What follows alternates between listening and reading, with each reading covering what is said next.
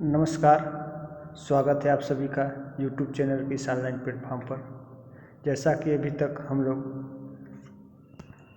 प्रश्न पत्रों की श्रृंखला पर वीडियो देख रहे हैं, आज के इस वीडियो के सेशन में MA सेकेंड सेमेस्टर के ही ये थर्ड पेपर का प्रश्न पत्र है। इस प्रश्न पत्र का नाम ज्योग्राफी ऑफ रिसोर्स यानी कि संसाधन भूगोल है। तो आइए इस प्रश्न के उत्तर पर हम लोग व्याख्यात्मक हल करेंगे। लेकिन दोस्तों, इसमें कुल टोटल 75 क्वेश्चन है, जिनमें से इसको 3 पार्ट में दिया जाएगा। एक पार्ट में 25 क्वेश्चन, दूसरे के पार्ट में 50 क्वेश्चन तक और तीसरे में 75 क्वेश्चन तक होगा। तो आइए स्टार्ट करते हैं प्रश्न संख्या 1 से। काली मिट्टी शुष्क कृषि के लिए उपयुक्त होती है क्योंकि इसमें नमी धारण की क्षमता होती है, इसमें मैग्नीशियम प्रचुर मात्रा में होता है, यह काले रंग की होती है, उपरोक्त सभी। तो दोस्तों, इसका राइट ऑप्शन हो जाएगा उपयुक्त सभी, क्योंकि इसमें उपयुक्त की तीनों चीज़ें सम्मिलित होती हैं। आइए एक बार इस पर चर्चा कर लेते हैं। काली मिट्टी को रेगुर मिट्टी के नाम से भी जानते हैं। चूँकि इसमें कपास की खेती सर्वाधिक होती है, इसलिए इसे कपासी मिट्टी के नाम से भी जानते हैं। और अंतर्राष्ट्रीय स्तर पर इसी काली मिट्टी को ही चरनोजम मिट्टी के नाम से भी जानते हैं।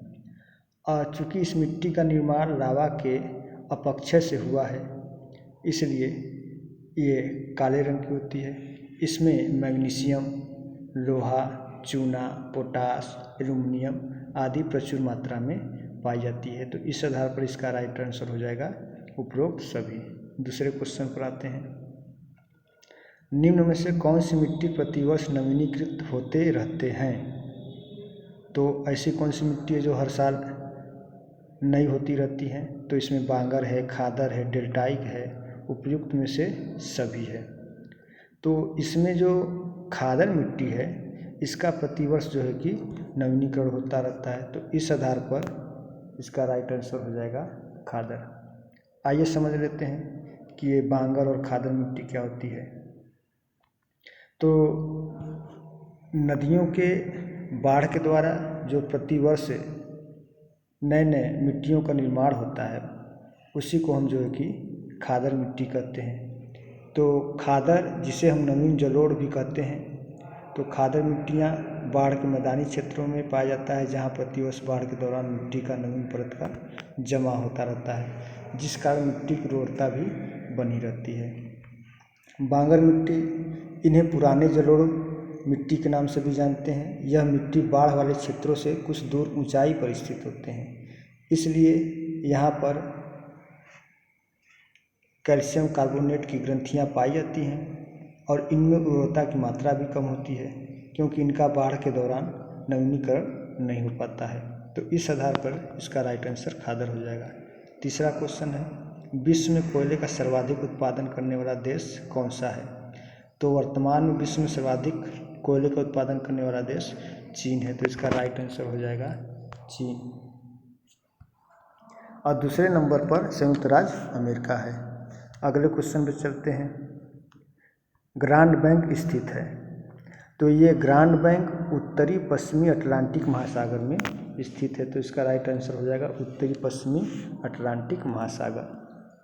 चूँकि यहाँ पर उत्तरी पश्चिमी अटलांटिक महासागर में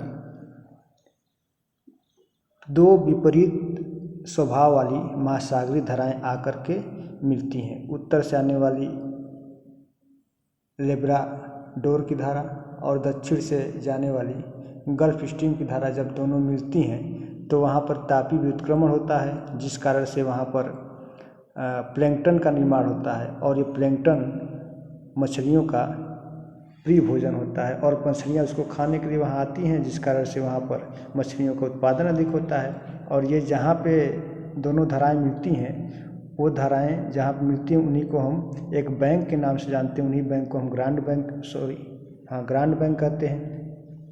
और उसी ग्रांड बैंक के नीचे ही एक और बैंक पाया जाता है, जिसे हम जॉर्ज बैंक कहते हैं। और उत्तरी पूर्वी अटलांटिक महासागर में एक बैंक पाया जाता है, उसे हम डांगर बैंक के नाम से जानते हैं। तो इस आधार पर इसका राइट आंसर हो जाएगा उत्तरी पश्चिमी अटलांटिक महासागर। अगले क्वेश्चन पे चलते हैं। निम्नलिखित में से किस स्थान पर भारत का पहला परमाणु ऊर्जा संयंत्र स्थापित किया गया?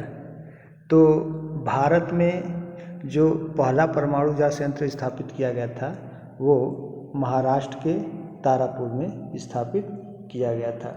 आइए देख लेते हैं इसके बारे में कि भारत में परमाणु ऊर्जा कार्यक्रम की शुरुआत 10 अगस्त 1948 को AEC अर्थात एटॉमिक एनर्जी कमीशन परमाणु ऊर्जा आयोग की स्थापना के परिणाम स्वरूप हुआ। देश में प्रथम परमाणु विद्युत गृह का निर्माण तारापुर मुंबई के निकट में अक्टूबर 1969 में हुआ था। अन्य जो है कि परमाणु विद्युत गृह भी हैं, जैसे कलपक्कम है, तो कलपक्कम तमिलनाडु में है, नरोरा उत्तर प्रदेश में है, काकरापार गुजरात में भी है, कैगा कर्नाटक में और रावतभाटा राजस्थान में। तो इस आधार पर इसका राइट आंसर हो जाएगा तारापुर। जबकि राणा प्रताप एक बांध है जो चंबल नदी पर बनाई गई है। अगला क्वेश्चन, OECD का पूरा नाम है। तो पहला ऑप्शन है organisation of economic council for development, दूसरा option organisation for economic cooperation in development, तीसरा organisation of educational council for development, चौथा उपयुक्त में से कोई नहीं। तो OECD का पूरा नाम सही है इसमें Organisation for economic Cooperation and Development. तो इसका राइट आंसर हो जाएगा 2। इसको हिंदी में आर्थिक सहयोग और विकास संगठन भी कहते हैं और इसकी स्थापना 1961 में हुई थी। इसमें कुछ सदस्य देश भी हैं जिनकी संख्या 35 है और इस संगठन का मुख्यालय फ्रांस की राजधानी पेरिस में है। अगले क्वेश्चन पे चलते हैं। निम्नलिखित देशों में से किस एक में वहाँ के विद्युत उत्पादन का सर्वाधिक भाग नाभिकीय संयंत्रों द्वारा होता है? यानी कि ये सवाल पूछ रहा है कि विद्युत उत्पादन का सर्वाधिक भाग नाभिकीय संयंत्रों द्वारा होता है। तो दोस्तों इसमें USA, यूनाइटेड किंगडम, फ्रांस और जर्मनी दिया हुआ है। तो USA में तो विश्व का सर्वाधिक जो है कि नाभिकीय संयंत्र लगाए गए हैं, लेकिन बिजली का उत्पादन ये कम कर पाता है। जबकि फ्रांस सर्वाधिक नाभिकीय संयंत्रों द्वारा बिजली का उत्पादन लगभग 75% में करता है और USA 25% में करता है। तो इसका राइट आंसर हो जाएगा फ्रांस हो जाएगा। अगले सवाल पर बढ़ते हैं। संसाधन पर्यावरण की वे विशेषताएं हैं जो मनुष्य की आवश्यकताओं की पूर्ति में सक्षम मानी जाती है, किसने कहा? तो यह जो परिभाषा है यह जिम्मरमैन के द्वारा दिया गया परिभाषा है। तो इसका राइट आंसर हो जाएगा जिम्मरमैन। और जिम्मरमैन ने संसाधन की इस परिभाषा देते हुए अपना एक कथन भी कहा था। कथन था कि संसाधन होते नहीं हैं बल्कि बनाए जाते हैं। चलिए अगले सवाल पर चलते हैं। नेक्स्ट सवाल है, देखिए वो आ गया फिर से सवाल कि संसाधन होते नहीं हैं बल्कि बनते हैं, उपयुक्त वाक्य में संसाधन को बनाता है। हाँ, तो ये इसका सही राइट आंसर हो जाएगा मानव का ज्ञान और तकनीक ही संसाधन को बनाता है। जब तक कोई संसाधन मानवीय तकनीक और ज्ञान में उपयुक्त नहीं होगा तब तक वे संसाधन नहीं बन सकते हैं। तो इस आधार पर मानवीय ज्ञान हो जाएगा। अगला क्वेश्चन, संसाधनों की आधारभूत संकल्पना में शामिल है। तो आधारभूत संकल्पना कह रहा है तो यानी कि संसाधनों की कुछ संकल्पनाएं दी गई थी जिसमें बहुत से संसाधन की संकल्पना थी। उसमें था कि संसाधन गत्यात्मक होते हैं यानी कि गतिशील होते हैं, संसाधन मूर्त और अमूर्त भी होते हैं, संसाधन होते नहीं बल्कि बनाए जाते हैं, संसाधन एक संक्रियात्मक संकल्पना है। तो अब इनमें से जो आधारभूत संकल्पना है तो संसाधन में गतिशीलता होती है। ये इसका राइट जवाब हो जाएगा क्योंकि संसाधन में गतिशीलता भी होती है, तो ये हो जाएगा। लेकिन संसाधन मात्र पूंजी ही नहीं है, इसके अलावा भी संसाधनों का उपयोग है। इसके अलावा संसाधन केवल एक भौतिक पदार्थ है, लेकिन संसाधन भौतिक और अभौतिक दोनों पदार्थ हो सकते हैं। तो इसका राइट आंसर हो जाएगा 1। अगले क्वेश्चन पे चलते हैं। निम्नलिखित में से कौन सा सर्वसुलभ संसाधन का उदाहरण नहीं है? यानी कि वे संसाधन जो सभी जगह और अधिक मात्रा में न पाए जाते हों। तो इसमें ऑक्सीजन तो सब जगह पाया जाएगा, नाइट्रोजन भी सब जगह पाया जाएगा, जल भी लगभग सभी जगह पाए जाएंगे।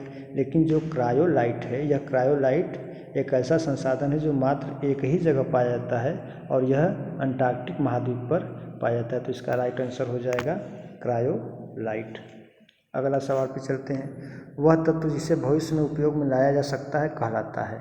यानी कि भविष्य की बात हो रही है, तो भविष्य में उपयोग में लाए जाने वाले जो संसाधन होते हैं, ऐसे संसाधन छुपे संसाधन होते हैं। जैसे मान लेते हैं कि सोलर एनर्जी है, बहुत पहले से ही सूर्य की प्रकाश पृथ्वी तक आती थी, लेकिन उसको कभी सोलर एनर्जी के रूपों में लोग नहीं पहचान पाए। आगे चल कर के अपनी तकनीकी और ज्ञान के आधार पर उसका उपयोग करने लगे, तो उसी को जो है कि सोलर एनर्जी कहा गया। आज के समय में उसी को हम स्मार्ट एनर्जी के नाम से भी जानते हैं। तो वो एनर्जी छुपी हुई थी, वो संसाधन छुपी हुई थी, तो वे संसाधन क्या हो गई, एक तरीके से गुप्त संसाधन हो गए। तो इसका राइट आंसर हो जाएगा गुप्त संसाधन हो जाएगा। संभाव्यता का मतलब हुआ कि उसके पोटेंशियल या क्षमता के आधार पर संसाधन कौन कौन से हो सकते हैं, कि संभाव्य संसाधन कौन कौन से। तो इसमें तो संभाव्य संसाधन नहीं होगा।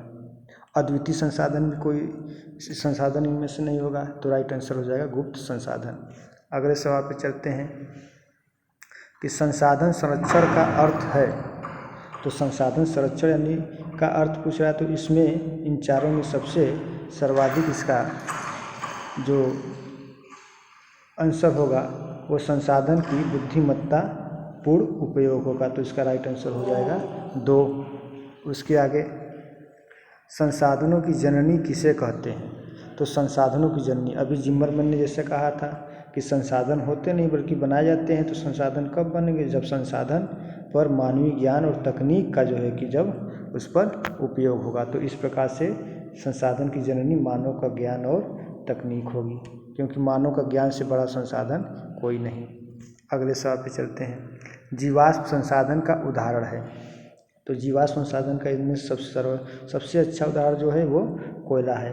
इसके अलावा जीवाश्म संसाधन में पेट्रोलियम भी होता है, यानी कि जो जीवों के अवशेषों से निर्मित होते हैं, ऐसे संसाधनों को जीवाश्मी संसाधन कहते हैं। जैसे कोयला, तो कोयला जो गोंडवाना क्रम की चट्टानों में पाया जाता है और यह बहुत अधिक मात्रा में वनस्पतियों के दबने के परिणाम स्वरूप इसका विकास हुआ है। तो कोयला एक जीवाश्मी साधन है। अगला सवाल, निम्न में से किस विद्वान ने किसी प्रदेश में जनसंख्या और संसाधनों के मध्य संबंधों को स्पष्ट किया है।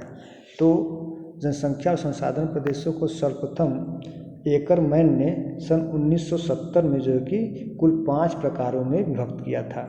और ये 5 प्रकार कौन कौन से हैं, आइए देख लेते हैं। हाँ, एक बात और भी है आप लोगों से, यदि आप लोग वीडियो देख रहे हैं तो आप लोग कापी और पेन ले करके बैठें और हम थोड़ा बहुत व्याख्या करते जा रहे हैं, आप चाहे तो नोट भी कर सकते हैं। तो जो 5 में से जो पहला है संयुक्त राज्य तुल्य प्रदेश, दूसरा है यूरोप तुल्य प्रदेश, तीसरा मिस्र या चीन तुल्य प्रदेश, चौथा ब्राज़ील तुल्य प्रदेश, 5वां आर्कटिक या मरुस्थल तुल्य प्रदेश। तो ये 5 प्रकारों में जो है कि जिम्मरमैन ने बांटा था। तो इसका राइट आंसर हो जाएगा जिम्मरमैन हो जाएगा। सॉरी, ये 15वां क्वेश्चन का है ना, अरे सॉरी, एकरमैन रहेगा ये। इसका राइट आंसर हो जाएगा एकरमैन हो जाएगा, जिम्मरमैन नहीं। चलिए आगे बढ़ते हैं। उत्पत्ति के आधार पर संसाधन को वर्गीकृत किया जाता है। तो उत्पत्ति के आधार पर है, तो उत्पत्ति के आधार पर संसाधनों को 2 प्रकारों में विभक्त किया गया है, एक जैविक संसाधन और एक अजैविक संसाधन। जैविक संसाधनों में जैसे कि एक तरफ एनिमल हो गया और दूसरी तरफ प्लांट हो गए, ये दोनों जैविक संसाधन। और अजैविक संसाधन में जितने भी भौतिक भौगोलिक तथ्य हैं वे सभी अजैविक संसाधन के अंतर्गत आते हैं। तो उत्पत्ति के आधार पर यही जैविक और अजैविक होता है। जबकि यह नव्यकरणीयता के आधार पर 2 प्रकार के होते हैं, एक नव्यकरणीय और एक अनव्यकरणीय संसाधन होते हैं। तो नव्यकरणीय संसाधन क्या होते हैं, तो वे संसाधन जो एक बार प्रयुक्त होने के बाद फिर दोबारा उनका हम प्रयोग में ला सकते हैं उनको, तो उन्हीं को हम नव्यकरणीय संसाधन कहते हैं। जबकि अनव्यकरणीय संसाधन किसे कहते हैं, जिसका केवल एक ही बार उपयोग हो सके, दोबारा उपयोग में उसे न लाया जा सके। जैसे जो पेट्रोलियम है, ईंधन है, इनको यदि एक बार हम उपयोग में ला दिए तो दोबारा उपयोग में नहीं ला सकते हैं, तो ऐसे संसाधन अनव्यकरणीय कहलाते हैं। तो इसका राइट आंसर हो जाएगा जैविक एवं अजैविक संसाधन। अगला कि ब्रंटलैंड कमीशन की रिपोर्ट कब प्रकाशित हुई थी। देखिए बहुत ही अच्छा सवाल पूछा हुआ है, ये नेट की परीक्षाओं में भी पूछा गया सवाल है। अभी हाल में 2021 के नेट की परीक्षा में पूछा गया सवाल था ये। तो ब्रंटलैंड कमीशन रिपोर्ट प्रकाशित हुई थी ये सन 1987 में। आइए थोड़ा सा ब्रंटलैंड आयोग के बारे में जान लेते हैं। तो यह ब्रंटलैंड आयोग 1987 में प्रकाशित हुई थी और इस समय जो है कि एक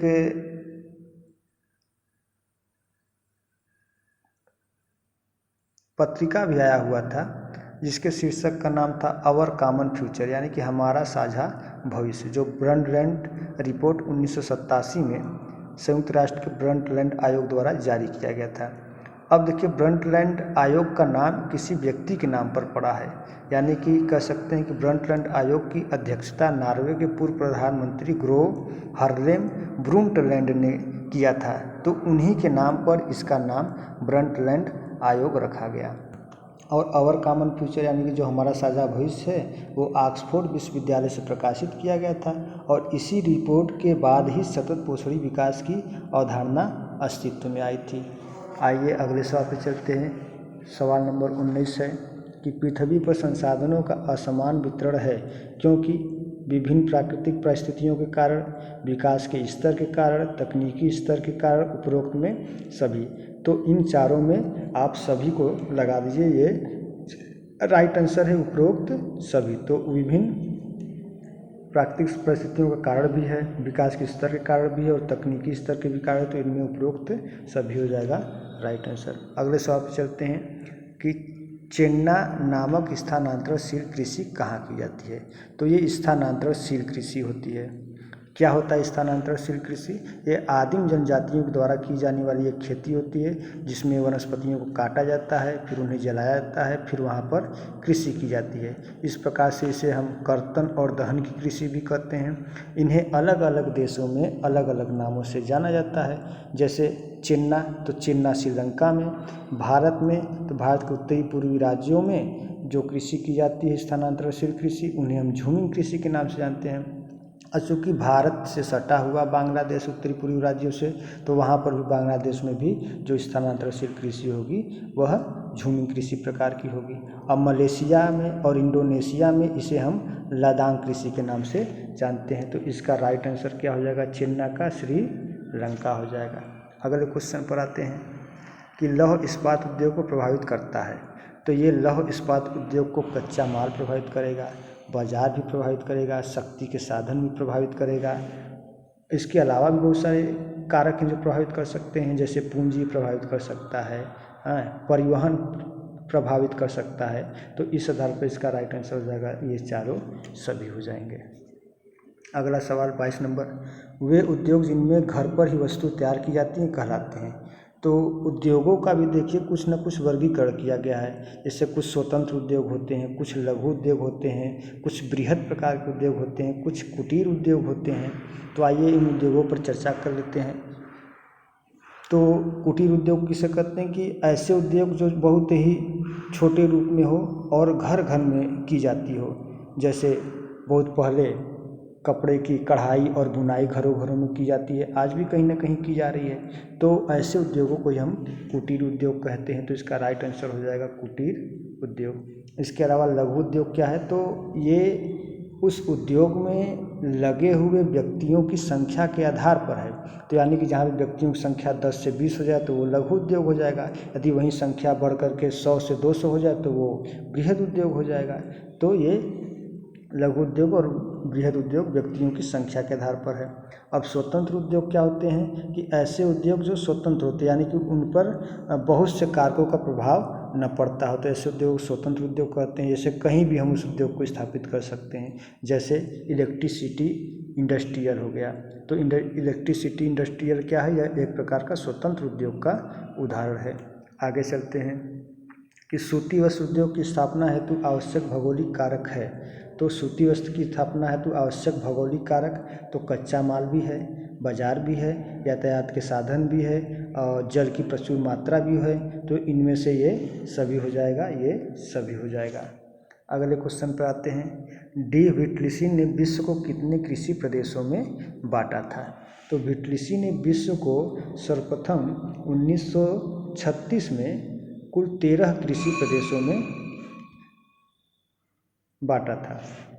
अब यह 13 कृषि प्रदेश कौन कौन से हैं, आइए इनका नाम जान लेते हैं। तो पहला चलवासी पशु चारण कृषि प्रदेश, दूसरा व्यापारिक पशु चारण कृषि प्रदेश, तीसरा स्थानांतरणशील कृषि प्रदेश, चौथा प्रारंभिक स्थायी कृषि प्रदेश, पांचवा चावल प्रधान गहन निर्वाहक कृषि प्रदेश, फिर छठवां होगा चावल विहीन गहन निर्वाहक कृषि प्रदेश, सातवां व्यापारिक बागाती कृषि प्रदेश, आठवां भूमध्य सागरीय कृषि प्रदेश, नौवां व्यापारिक अन्न उत्पादक कृषि प्रदेश, 10वां व्यापारिक फसल और पशुपालन कृषि प्रदेश, 11वां हो जाएगा निर्वाहक उपज और पशुपालन कृषि प्रदेश, 12वां हो जाएगा व्यापारिक दुग्ध उत्पादन कृषि प्रदेश, 13वां हो जाएगा विशिष्ट बागाती कृषि प्रदेश। तो यह 13 प्रकारों में विटलिसी ने बांटा था।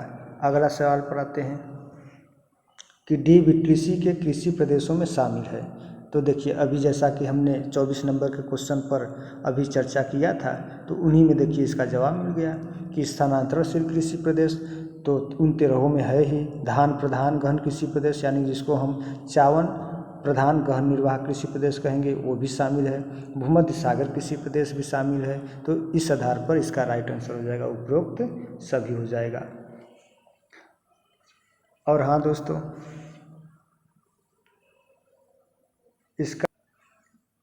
इसका सेकेंड पार्ट भी बहुत ही जल्द आपके यहाँ आ जाएगा, क्योंकि वीडियो हम एक दिन में एक जो है कि अपने यूट्यूब पे डालते रहते हैं। तो आप लोग एक काम करिए कि चैनल को सब्सक्राइब कर लीजिए, ताकि आपको जब भी कोई नया वीडियो हम डाल रहे हो तो आपको तुरंत जो है कि उसका इन्फॉर्मेशन हो जाए। और वीडियो अच्छा लगे तो आप वीडियो को लाइक करें, शेयर करें, ताकि और बच्चे भी इसको बढ़िया से देख सकें, क्योंकि हम एक व्याख्यात्मक हल भी प्रस्तुत कर रहे हैं। तब तक के लिए धन्यवाद, फिर मिलते हैं। जय हिंद।